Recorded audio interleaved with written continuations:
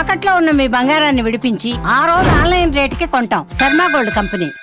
నమస్కారం, welcome to Suman TV. నేను గీతాంజలి. ప్రస్తుతం మనతో పాటు శ్రీ దివ్య విశ్వశక్తి పరివార్ ప్రచార సంస్థ వ్యవస్థాపకులు స్వామి ఓం స్వరూప్ గురువు గారు ఉన్నారు. వారితో మాట్లాడదాం. నమస్కారం గురువు గారు. శుభం తల్లి. బ్రహ్మ ముహూర్తం ఎప్పుడు మిమ్మల్ని అడుగుదాం ఈ టాపిక్ అని అనుకున్నాను నేను. చాలా విశేషమైనది, శక్తివంతమైంది అని విన్నాను. అంటే సమయం గురించి ఎప్పుడూ ఒక సందిగ్ధత ఉందండి. ఏ సమయానికి అసలు బ్రహ్మ ముహూర్తం అంటాము, ఆ సమయానికి అంత శక్తి ఎందుకు ఉంది, ఆ టైంలో అసలు ఏం చేయాలి, ఏం చేయకూడదు, వీటి గురించి మాట్లాడదాం ఇవాళ. బ్రహ్మ ముహూర్తం అంటేనే పేరులోనే బ్రహ్మ అని వచ్చింది, అంటే భగవంతుడికి సంబంధించి.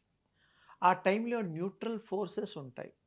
వరల్డ్ మొత్తం, విశ్వం అంతా ట్యాప్ చేసి మీరు తపస్సు చేసుకున్నా, మననం చేసినా ఈజీగా కనెక్ట్ అయిపోతారు. అందుకోసమే మన పూర్వీకులు ఎర్లీ మార్నింగ్ సూర్యోదయానికి ముందర చదివించి బైహార్ట్ చేయించేవారు పరీక్షలప్పుడు పొద్దున్న. ఇప్పుడు ఎప్పుడన్నా చదువుకుంటున్నారు వేరే విషయం. అప్పట్లో ముఖ్యంగా తెల్లవారుజామున లేపి తల్లిదండ్రులు చదివించేవారు. రాత్రి పర్లేదు త్వరగా పడుకో, ఉదయం మాత్రం త్వరగా లే. ఎందుకంటే అది మీ మనసులో ముద్ర పడిపోయి మెమరీలో చదివింది గుర్తుంటుంది 100%. వేదం కూడా అలాంటివి, మంత్రోచ్చారణ ఇవన్నీ కూడా గురువు ముఖత బిఫోర్ సన్ రైజెస్. ఆ తర్వాత ఆర్గ్యుమెంట్ కూడా అది వేరే విషయం. అందుకని ఈ బ్రహ్మముహూర్తం అని పేరు పెట్టింది 2:45 యాక్చువల్గా. అది నుండి మీకు సూర్యోదయం లోపు అరగంట ముందు వరకు, 5 గంటలకు సూర్యోదయం అనుకోండి ఉజ్జాయింపున, మీకు 4:30 వరకు తీసుకోవచ్చు. ఈ మధ్యలో అంతా కూడాను చాలా మంది ఆస్ట్రాలజికల్గా వాళ్ళ ముహూర్త దీని ప్రకారం అవి ఇవి కూడాను, కొంతమంది 3 అంటున్నారు, కొంతమంది 3:30 అంటున్నారు. వాస్తవానికి నేనైతే ఇప్పటి వరకు విన్న దాంట్లో 3:30కి అని చెప్తున్నారు. అలా తప్పు లేదు. పోనీ అలానన్నా కూర్చుంటే వాడికి మంచి జరుగుతుంది కదా. నా ఉద్దేశం ఏంటంటే ఎవరి మాట ఫాలో అయినా పోనీ అదన్నా చెయ్యండి బాబు. నిజం. 2:40 నేను 2:45 నా కార్యక్రమం 2:40 నుండి స్టార్ట్ అవుతుంది. ఎవ్రీథింగ్ విజిట్స్ అవన్నీ మార్నింగ్ ఈవినింగ్. ఇంకోటి నేను ఎప్పుడు కనెక్ట్ అయ్యే చాలా వరకు మాట్లాడినప్పుడు అవ్వలేము, సత్య దూరంగా మాట్లాడకూడదు. అందుకని ఎప్పుడు కాస్త టైం దొరికినా కనెక్ట్ అయిపోతూ ఉంటారు. బికాస్ బాడీకి ఎనర్జీ రీఛార్జ్ కావాలి కదా. అవసరం అంటారు. ఇప్పుడు మనం వాడే సెల్ ఫోన్లో కూడా ఒక 2 hours 3 hours వస్తుంది. తర్వాత మీరు అగైన్ యు ఆర్ ప్లగింగ్ పెట్టాలి. అప్పుడు మళ్ళీ ఒక 6 గంటలు 5 గంటలు మీరు ఎక్కువ వాడితే తొందరగా అయిపోతుంది. మనం కూడా అంతే అమ్మా. We are all recharge human robots. అందుకని తప్పకుండా బ్రాహ్మీ ముహూర్తం చాలా గొప్పది. అప్పుడు మంత్ర సిద్ధి కూడా జరుగుతుంది ఆ టైంలో. అంటే ఏదైనా మంత్రోపదేశం ఉన్నా అది చేసుకుంటే ఆ దేవుడు తొందరగా సిద్ధిస్తుంది. ఇప్పుడు 2:30 అంటున్నారు గురువు గారు. అంటే 2:30 కాకపోయినా 3 మొదలు పెట్టాలి. 3కి మొదలు పెట్టండి. స్నానం చేయాలా? అప్పుడు చేయాలి. ఎంతసేపు అమ్మా? 5 నిమిషాలు. అంటే కొంతమంది అలా బ్రష్ చేసేసి ఇంకా నెక్స్ట్ కూర్చుని పోతారు. ఏది చేతగా మనకి చేతనైన రోజులు అన్నీ కుదురుతుంది. చేతన కానీ ఏజ్డ్ వాళ్ళు ఉంటారు, వాళ్ళు ఏం అక్కర్లా, వాళ్ళు కూడా అక్కర్లా, హాయిగా కూర్చోవడం. మననేతి మంత్రహ, మనస్సు మంత్రంలా జపం చేస్తుంది. అంతకంటే గొప్పది ఏం లేదు. Your soul is different, body is different. అది ఉంటుంది. రోజు కనీసం ఒక 7-8 సార్లన్నా బయటకు వస్తుంది. అది ఎవరన్నా గమనిస్తే పట్టుకోవచ్చు, దొంగడు పట్టుకున్నట్టు. కాన్సన్ట్రేషన్ చేస్తే మీకు తెలుస్తుంది. ఒకసారి మంచి మూడ్లో ఉంటారు, ఒకసారి ఏటో పిచ్చి ఆలోచనలు. ఇదంతా సోల్ చేసేటువంటి నిర్వాకాలు. సోల్ని మనం అర్థం చేసుకొని రియలైజేషన్ అయ్యామనుకోండి, ఎవ్రీథింగ్ విల్ సాల్వ్. ఎక్కడ పోయి అది సాధ్యం అవుతుందా? చాలా సాధ్యం అవుతుంది. సూర్యోపాసన చేయండి, శక్తోపాసన చేయండి, తప్పకుండా. 30 seconds సూర్యుడిని ఇలా చూడలేమా పొద్దున పూట? చాలు. ఒకటేసారి చేయాలమ్మాయి, రోజు చేయక్కర్లా. No, only 1 time. ఎన్ని రోజులకి అలా అంటారు?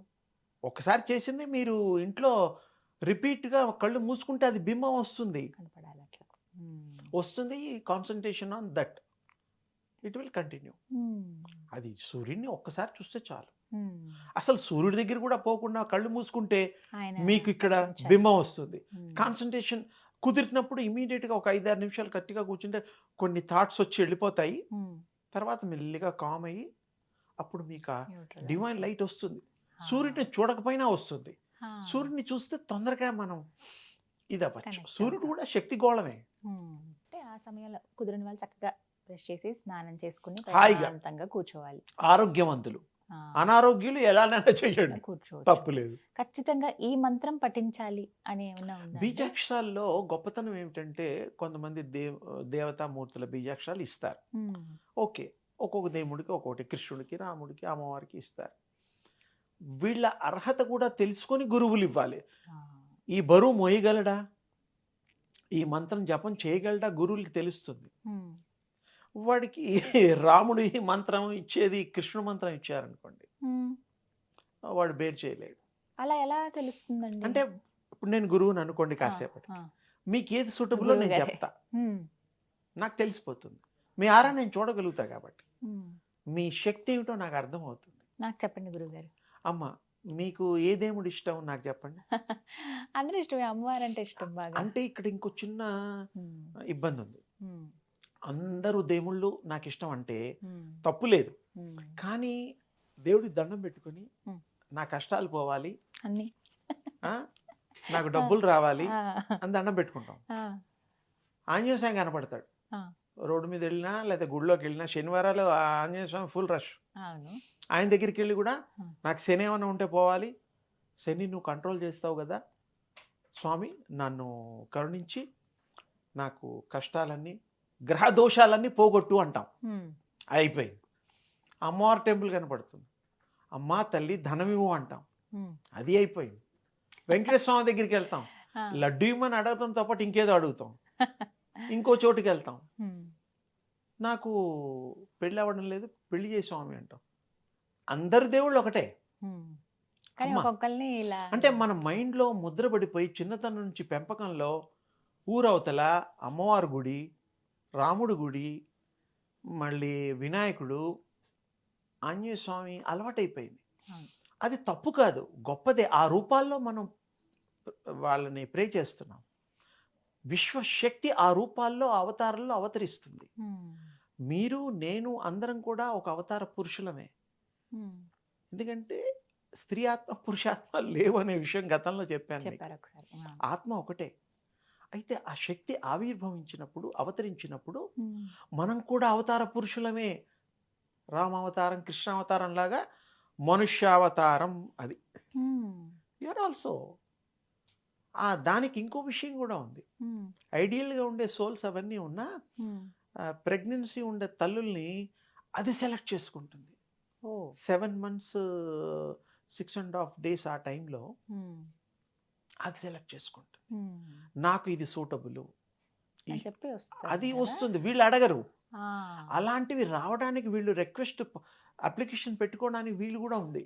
ఉమ్, ఎలా మంచి అంటారు? గుణగణాలు కలిగిన తల్లి లక్ష్మీదేవి స్వరూపం నాకు కావాలి, ఉమ్, అబ్బాయి రాముడు లాంటి మంచి గుణవంతుడు, శీలవంతుడు రావాలి, ఉమ్, కృష్ణుడు లాంటి తెలివితేటలు ఉన్న అబ్బాయి కావాలి అని దండం పెట్టుకుంటాం. ఉమ్, అలా పెట్టుకోవడం వల్ల, మీరు అప్రోచ్ అవ్వడం వల్ల, వాళ్ళకి రిక్వెస్ట్ చేయడం వల్ల, మీ థాట్ పదే పదే అది అనడం వల్ల ఆ thought will goes to God. Um, అప్పుడు మీకు స్వామివారు కృప చేస్తారు. ఉమ్. అది ఈ సోల్స్కి మరి మనం ప్రేర్ చేసేది దానికి తెలుస్తుంది. దాని మాటలు మనకు వినబడవు కానీ అప్పుడు అవి అలాంటి గుణగణాలు కలిగింది ఈ బాడీలో టేక్ ప్లేస్, ఓకే. ఎంటర్ అవుతుంది. ఆ సీక్రెట్స్ చాలా మంది గమనించరు. ఆ, అందుకని కొంతమంది అబ్బాయిలు, అమ్మాయిలు పుడతారు, చెప్పిన మాట వినరు, ఉమ్, బాగా అల్లరి మారం చేస్తారు. అవును. నాకు స్కూటర్ కొనివ్వు, కాలేజీలో మా వాడికి కారు కొనిచ్చాడు ఆ, అంటే వీళ్ళ నాన్న ఉద్యోగం చూడాలా వద్దా, అవును. సంపాదన చూడాలా వద్దా? ఏది చూడకుండా కుర్రాడు అడగగానే కొండ మీద కోతిని తెచ్చి ఇవ్వలేం కదా, అది అవును. కూడా కరుస్తుంది దగ్గరికి వెళ్ళామనుకోండి. ఉమ్, పెంపకం వేరు. అవును. అందుకని మనం కోరికలు తీర్చేది కూడా మన స్థితికి తగ్గట్టుగా ఉంది. పిల్లల్ని కూడా అలా పెంచాలి తండ్రులను. ఉమ్, నాన్న మన స్థితి ఇది, నువ్వు బాగా చదువుకో, మంచి ఉద్యోగం చెయ్యి, నువ్వు కూడా సంపాదించుకో, నా చదువుకి ఇదే వచ్చింది, నాకు ప్రమోషన్లు వస్తే మళ్ళీ మనకి ఇంట్లో అన్ని చేసి పెడతా అంటే పిల్లల్ని సముదాయిస్తే పిల్లలు ఉంటారు. వేరే వాళ్ళని చూసి అట్రాక్ట్ అయిపోయి అడుగుతారా? వీళ్ళు పాడవడానికి ఆస్కారం ఎక్కువ ఉండదు. వేరే పరులని ఫాలో అవుతూ ఉంటాం. అది మనం కొనలేం కదా, చేయలేం కదా. భగవంతుడు ఇస్తే చేస్తాం. అలా మనం కష్టపడాలి అని పిల్లలకి నేర్పాలి. అది ముఖ్యం ఇక్కడ. మంత్రంలో బీజాక్షరంలో చాలా విశేషమైనటువంటి విశ్వ తేజస్సు శక్తి బీజాక్షరంలో దాగి ఉంది. ఇది చాలా ఇంపార్టెంట్. అంటే ఇది గురుముఖంగా తీసుకోవాలి. గురుముఖంగా తీసుకోవచ్చు. ఇంకోటి, మీ అదృష్టం బాగుండి పూర్వ జన్మలో గురువు గారు ఉండి వారు ఇచ్చినవి ఈ జన్మలో మళ్ళీ రీఓపెన్ చేయొచ్చు. అది కూడా అవునమ్మా, మీ తాతయ్య గారు వాళ్ళు మన ఊళ్ళో ఇంత లంగెబిందెలు పెట్టారు. మీ ఇల్లు కట్టేటప్పుడు మీ తరంలో తవ్వుతుంటే అది బయటపడింది. మీరు పెట్టారా? పూర్వజన్మలో మన పెద్దవాళ్ళు పెట్టారు. ఇది ఎంత సత్యమో, పూర్వజన్మలో మన థాట్స్ ఎక్కడైతే కంటిన్యూషన్ అయ్యి ఆగిపోయాయో ఇక్కడ మళ్ళీ మొదలవుతాయి. మంత్రాలు దీక్ష ఆల్రెడీ తీసుకున్న వాళ్ళకి ఆటోమేటిక్గా దేవుడి మీద ప్రేమ అవి వచ్చేస్తూ ఉంటాయి. ఇంకా అప్పుడు గురువులు అక్కర్లా. గురువులు అక్కర్లేదంటే మంచి బోధించడానికి ఓకే, మంత్రోపదేశం మళ్ళీ మళ్ళీ అక్కర్లా. కొంతమందికి ఇవ్వాల్సి వస్తుంది. ఆ నేర్పాలి, మా నేర్పాలి, అమ్మ అనాలి, ఇవన్నీ గురుముఖత రావాలి. బీజాక్షరాల్లో దివ్య శక్తి దాగి ఉంది. ఒక్కొక్క పదంలో, ఒక్కొక్క అక్షరంలో ఆ యొక్క శక్తి సంపుటాలు ఉన్నాయి కాబట్టి బీజాక్షరాలు చేసుకో అంటారు. లేకపోతే బీజాక్షరాలు ఎందుకమ్మా, అవసరం లేదుగా. అవి బీజాక్షరాలు చేస్తూ కాన్సన్ట్రేషన్ చేసి కనెక్ట్ అవుతే లైవ్ అయిపోయి మనకు ఆ శక్తి వస్తుంది. శక్తి ద్వారా అన్ని కోరికలు తీర్చుకోవచ్చు. అది బ్రహ్మముహూర్తం బెస్ట్ టైము. ఇతరులను మార్చొచ్చు కూడా. అందరూ అలవాటు చేసుకోవాలి. చేసుకుంటే మనం బాగుపడతాం. చదువుకునే పిల్లల దగ్గర నుంచి వాళ్ళకి ఆల్రెడీ మన పూర్వీకులు చదువు కూడా ఎర్లీ మార్నింగ్ నేర్పేవాళ్ళం కదా. తల్లిలు అలారం పెట్టుకొని కూడా నేర్పేవాళ్ళు. ఇప్పుడు స్టూడెంట్స్ కానీ ఎవరైనా సరే ఈ విధంగా ఇది చేస్తే వాళ్ళ లైఫ్ వాళ్ళు డిజైన్ చేసుకోగలుగుతారు. ఇప్పుడు ఒకవేళ గురువు దగ్గర తీసుకోవచ్చు రాలేదనుకోండి, వాళ్ళు ఏవి పట్టిస్తే మంచిది? పట్టించడం అంటే ఈ మధ్య కాలంలో కొంతమంది మరి బీజాక్షరాలు చెప్తున్నారు కాబట్టి చెప్పినవే నేను ఉచ్చరించడం తప్పు కాదు. ఎందుకంటే గురుముఖత అని చెప్పడం అని శాస్త్రం చెప్తాను. ఐం అని ఒకటి ఉంది, చదువుకునే పిల్లలకి ఐం చెప్పాలి. సరస్వతి బీజం. హ్రీం చెప్పాలి, అమ్మవారిది శక్తి బీజం. తర్వాత క్లీం కృష్ణ బీజం. ఇలా మనం సెలెక్ట్ చేసుకొని తప్పకుండా మనం దాన్ని ఉపాసన చేయొచ్చు. శక్తి పాతం కూడా తీసుకోవచ్చు. ఆ దివ్య శక్తి మీరైనప్పుడు మీరు శక్తిని కూడా ట్రాన్స్మిట్ చేయొచ్చు తల్లి. ఒకప్పుడు ఋషుల పాదస్పర్శ అవి ఇవి చేసి ఇప్పటికి కూడా పాదస్పర్శ చేస్తూ ఉంటారు.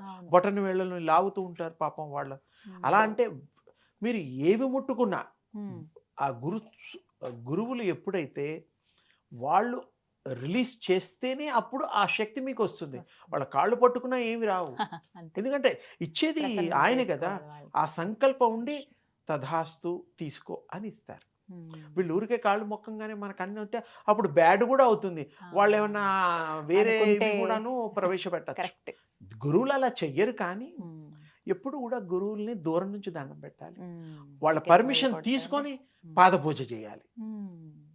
పాదపూజ కూడా చేయొచ్చు, తప్పులేదు. గురువుగారు పర్మిషన్ ఇచ్చారనుకోండి, మీకు మంచి బ్లెస్సింగ్స్, మంచి ట్రాన్స్మిషన్ వస్తుంది. చాలా గొప్పగా ఉంటుంది.